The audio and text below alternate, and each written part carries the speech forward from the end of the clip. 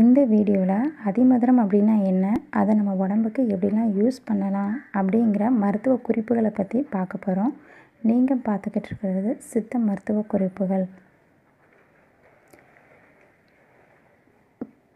குன்றிமணி மரத்தோட வேரை தான் அதிமதுரம் அப்படிங்கிற பேரில் சொல்கிறோம்.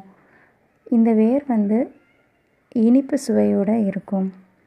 அதிமதுரம் இருமல், சளி, பொடுகு தொல்லை இதுக்கெல்லாம் பயன்படுத்தலாம். அது மட்டும் இல்லாமல் ஃபேஸ் பேக்காகவும், தலை முடிக்கும் பொடுகு தொல்லைக்காகவும் இதை யூஸ் பண்ணலாம். அதிமதுரம் நுரையீரலை சுத்தம் செய்து நம்ம உடம்புக்கு நல்ல ஸ்ட்ரென்த்து கொடுக்குது. நார்மலாகவே அதிமதுரம் துண்டை ஒரு பீஸ் எடுத்து வாயில் போட்டு நம்ம கடித்து அது ஒரு சாறை விழுங்கினோம்னா இருமல் குறையும். இல்லை அப்படின்னா அதிமதுரம் சூரணத்தை 2 கிராம் அளவு எடுத்து தேனில் நல்லா மிக்ஸ் பண்ணி காலையிலையும் நைட்டும் 2 வேளையாக சாப்பிட்டோம்னா தொண்டைக்கட்டு, இருமல், சளி இருந்தால் குணமாகும்.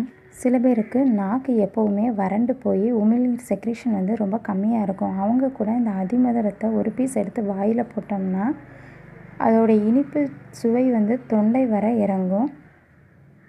அதனால் சலைவரி செக்ரேஷன் அதிகமாகும். அதனால் தொண்டை வறட்சி காணாமலே போயிடும்.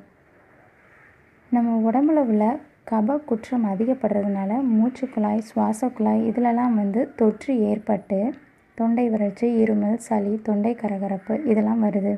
இந்த சிம்டம்ஸ்லாம் அதிகமாகும் போது நுரையீரல் வர பாதிக்கப்படுது.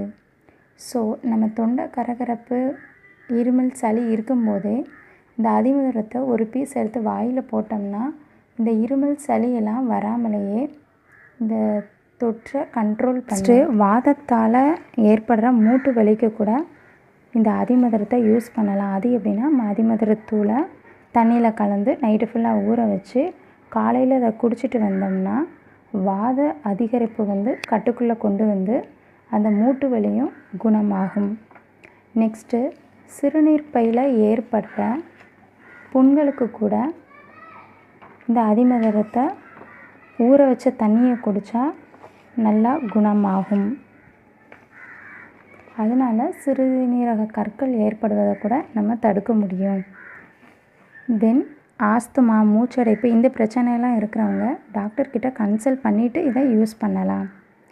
சில பேருக்கு வறட்டு இருமல் அதிகமாக இருக்கும். அதாவது அது எப்படின்னா நைட்டு தூங்குறதுக்கு முன்னால் இருமல் ரொம்ப வரும். அதனால் அவங்களுக்கு தூங்கவே முடியாது. அவங்க இந்த அதிமதுரத்தை ஒரு பீஸ் எடுத்து வாயில் போட்டுட்டு அப்படியே படுத்து தூங்கிடணும். காலையில் எழுந்திரிச்சு அதை துப்பிடணும். இப்படி செஞ்சாங்கன்னா சலைவரி செக்ரேஷன் நல்லா இன்க்ரீஸ் ஆகி இந்த வறட்டு இருமல் காணாமல் போயிடும். தென் இன்டர்னலாக மட்டும் இல்லாமல் எக்ஸ்டர்னலாகவும் இதுக்கு பியூட்டி டிப்ஸும் இருக்குது. அது எப்படின்னா ஃபேஸுக்கு இந்த அதிமதுர பொடியை அப்ளை பண்ணிட்டு வந்தோன்னா ஃபேஸ் நல்லா பளபளப்பாகவும் இருக்கும்.